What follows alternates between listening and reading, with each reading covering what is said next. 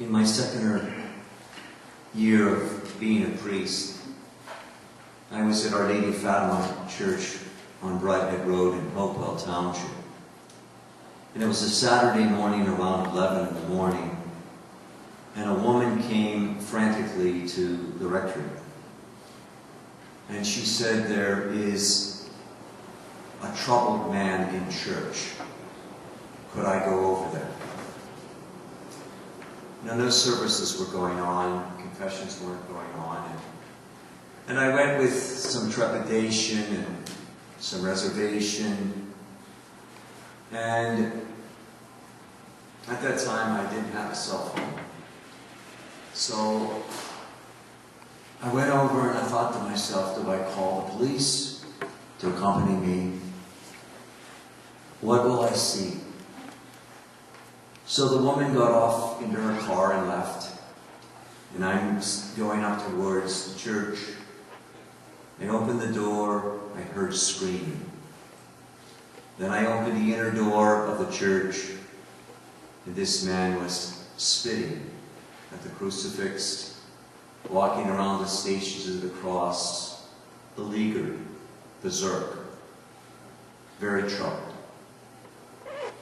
So I go up into the choir loft in the back of the church, and I'm hiding to see what this guy's going to do next. Do I run for help? Do I go and call the police?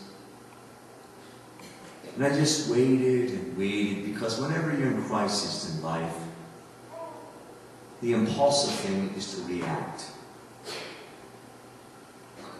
So I just was praying for the man, praying for the man, and quite fearful myself, I must admit.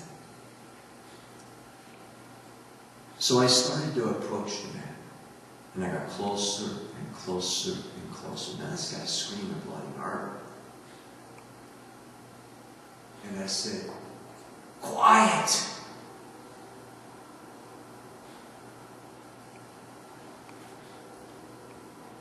And then I approached him. I said, "This is Father Rich. Can I help you?" And he falls to my feet and on my feet. And he said, "Father, I don't even know where I'm at. I ran to my gas tank emptied because I just found out my wife betrayed me. And I wanted to run to the ends of the earth. And I'm sorry for my behavior today."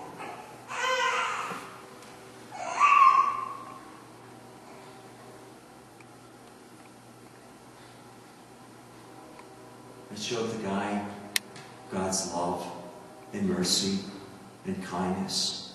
And I prayed with him. And I prayed for her.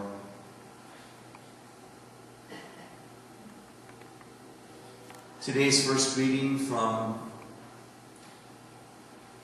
the Old Testament of Exodus, we hear that Moses, the Israelite leader, is called by God to preach to the people. And if he doesn't preach, death will come on the land. He gave this prophet great responsibility and authority to speak God's very word. And it was a matter of life or death. That Moses wanted them to open their hearts so they would not become callous and hard. They were to open their hearts for the Jewish people, the Torah, because there was the treasure. There was the commandments of God. And once we open our hearts to God's commandments, we're free. And when we don't open our hearts to God's commandments, we're in bondage and slavery and sin. So Moses instructs the people in the classroom of the desert. Do you want to listen to God? It will bring flourishment and fulfillment to your life. But God respects your free choice and your free will because He loves you that much. He wants you to have freedom. Paul, in his letter to the Corinthians, Paul was, in Christian literature, a great authority down through the ages. And he spoke to a Mediterranean world which was besieged by many desires, worries, daily affairs that would take them off course of their mind in one direction, their heart in one direction, their will in one direction. And Paul says it's so easy to become fragmented in life. And Paul taught with authority in the classroom of a Mediterranean world. And he says, don't let yourself be divided. Let Christ have first priority in your life. And then new life will follow. Paul was saying, if you make Christ the center of your life, and the center of your week, and the center of your relationships, you're on track to doing God's will. Even though the world at times will take you off course. In the gospel today, Jesus goes into the synagogue, a place of teaching and authority. He gives an instruction. And there's a man who's beleaguered with an unclean spirit, a demon. Now you have to understand, in the ancient world, the demons, if you had leprosy, they called it the demon leprosy. If you had the demon blindness or the demon heart disease. Now if you had a demon of the spirit, that was a demonic. That was something that breathed and shrieked out within you.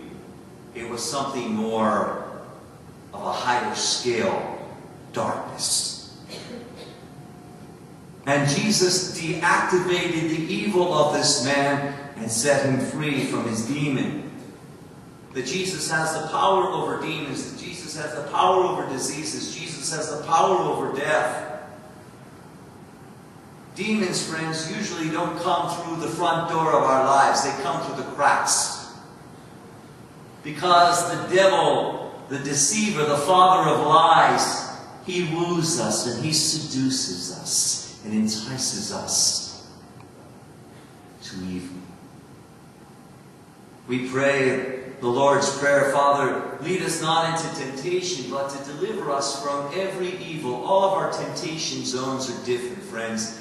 Your temptations and my temptations are different. Jesus comes to overthrow and demolish the things that divorce us from Him.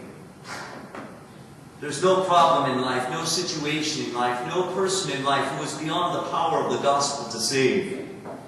Whatever our circumstances or our problems in life, we must face these trials and these traumas and tribulations, and with God's grace, overcome them. Yesterday we had 77 couples come to our parish for a day of reflection, pre-K instructions. 8 couples gave them roadmaps for wisdom, experience, and faith models.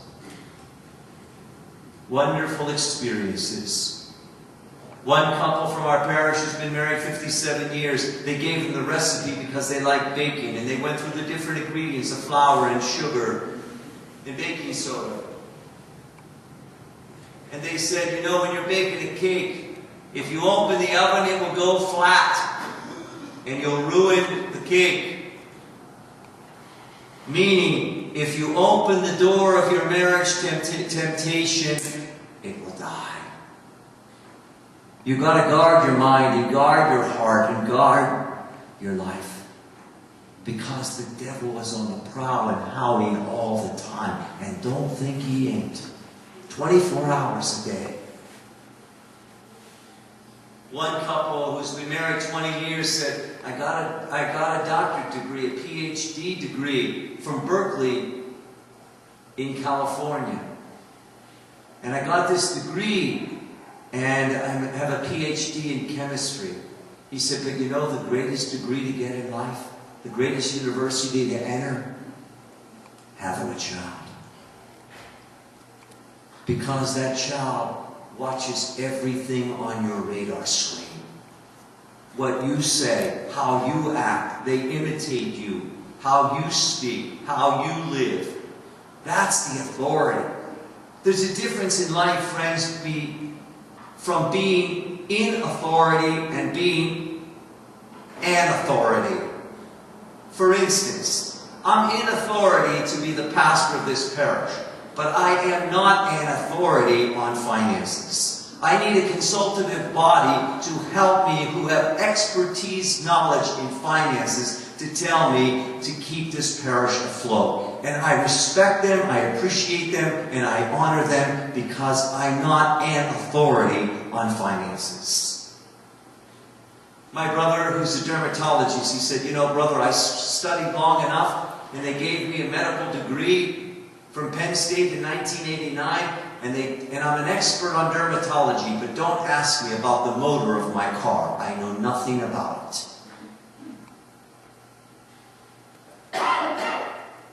Why is Jesus both in authority and someone who is an authority?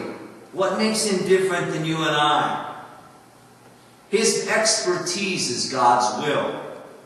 And it's about healing and forgiveness, love and compassion, and to seek to practice, and then we become an authority. I told all these couples yesterday, there's 50 promises of marriage. If you want to have greater power in your marriage, then you practice these. There was a man who came from the diocese this week who was an auditor, Joe. And he's been married over 20 years. And for 5 straight days, he was looking at all of our finances for the last 5 years because he's an authority. He's a representative from the diocese to make sure all our checks and balances are in order. And when he left on Friday, I said to Joe, we're going to have a pre-Cana. 77 couples are coming to our parish. And I said, we're going to give them this evaluation sheet.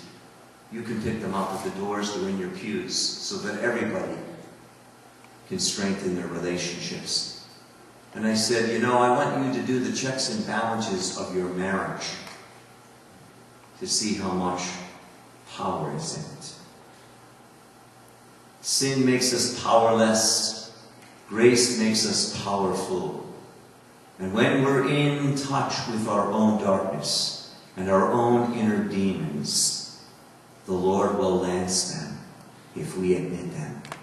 They will not have a stranglehold over us. They will not choke us from the Spirit, but they will be released because, as Jesus said to that demonic, quiet, be still, he muscled, he choked off that evil spirit and gave him a new life.